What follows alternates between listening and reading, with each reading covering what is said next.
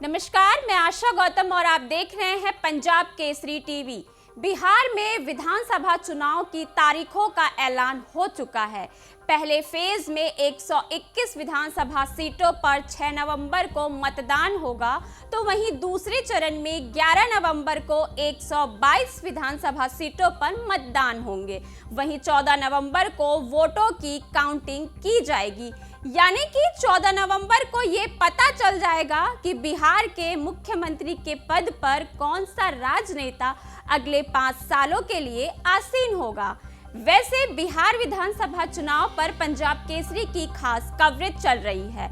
इस कवरेज में मैं आपको बिहार की एक एक विधानसभा सीटों के समीकरणों के बारे में विस्तार से ये जानकारी देने जा रही हूँ। इसी सिलसिले में आज मैं किशनगंज विधानसभा सीट के गुणागणित पर चर्चा करूंगी। किशनगंज विधानसभा सीट पर वैसे 11 नवंबर को मतदान होगा। बता दें कि 2020 के चुनाव में किशनगंज विधानसभा सीट पर कांग्रेस कैंडिडेट इजहारुल हुसैन ने जीत का परचम लहराया था।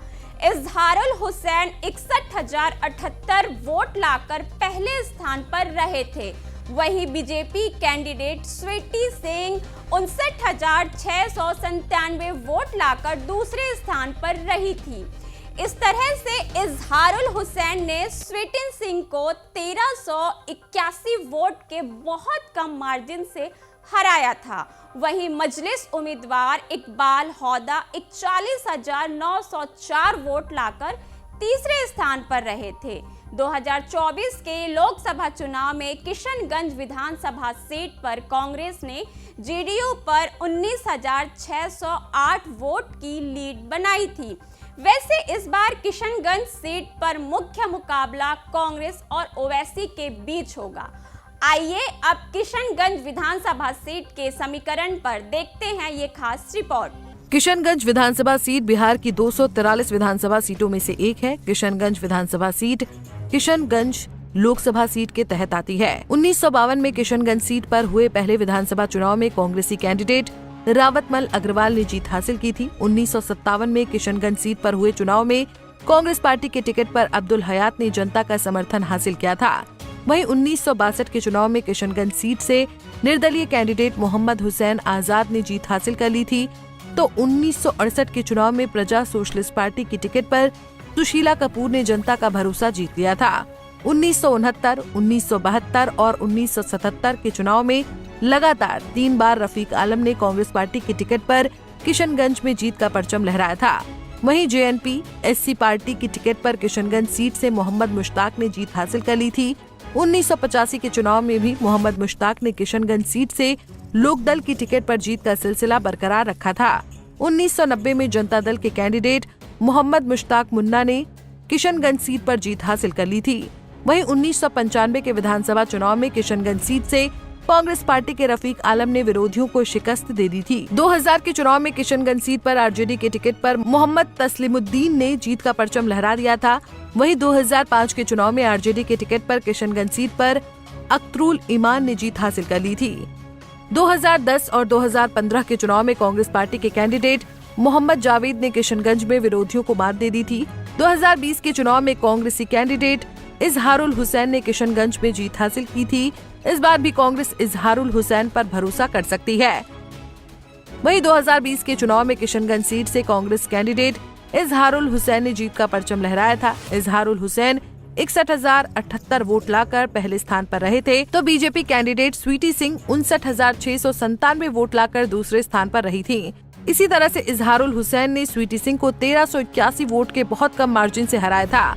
वहीं मजलिस उम्मीदवार इकबाल होदा 41,904 वोट लाकर तीसरे स्थान पर थे। वहीं 2015 के विधानसभा चुनाव में किशनगंज सीट से कांग्रेसी कैंडिडेट मोहम्मद जावेद ने जीत हासिल की थी। मोहम्मद जावेद 66,522 वोट लाकर पहले स्थान पर रहे थे, तो बीजेपी कैंडिडेट स्वीटी सिंह ने 57,913 वोट ही हासिल किया था। इस तरह से मोहम्मद जावेद ने स्वीटी सिंह को 8,609 वोट के अंतर से हरा दिया था। वहीं मजलिस कैंडिडेट तासुरुद्दीन 16,440 वोट के साथ तीसरे स्थान पर रहे थे। वहीं 2010 के विधानसभा चुनाव में किशनगंज सीट से कांग्रेसी कैंडिडेट मोहम्मद जावेद ने जीत हासिल की थी। मोहम्मद जावेद ने चुनाव में 38,867 वोट हासिल किया था, तो बीजेपी कैंडिडेट स्वीटी सिंह ने 38,603 वोट हासिल किया था।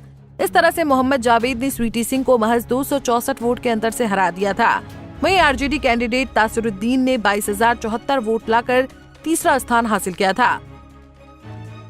वहीं 2005 के विधानसभा चुनाव में किशनगंज सीट से आरजेडी की टिकट पर अख्तरुल ईमान ने जीत हासिल की थी। अख्तरुल ईमान 47,693 वोट लाकर पहले स्थान पर रहे थे, तो बीजेपी कैंडिडेट संजीव कुमार यादव को 39,239 वोट मिला था।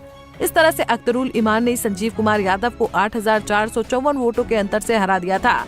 वहीं एलजेपी कैंडिडेट मोहम्मद मुश्ताक मुन्ना ने 19,486 वोट लाकर तीसरा स्थान हासिल किया था। किशनगंज विधानसभा सीट पर मुस्लिमों की आबादी निर्णायक है। इस सीट पर मुस्लिमों की आबादी 1,78,000 है।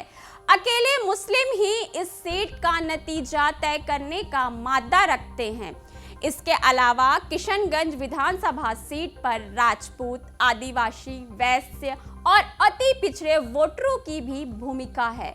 ये सारे संकेत ये बता रहे हैं कि इस बार किशनगंज सीट पर कांग्रेस और ओवैसी के बीच मुख्य मुकाबला होगा।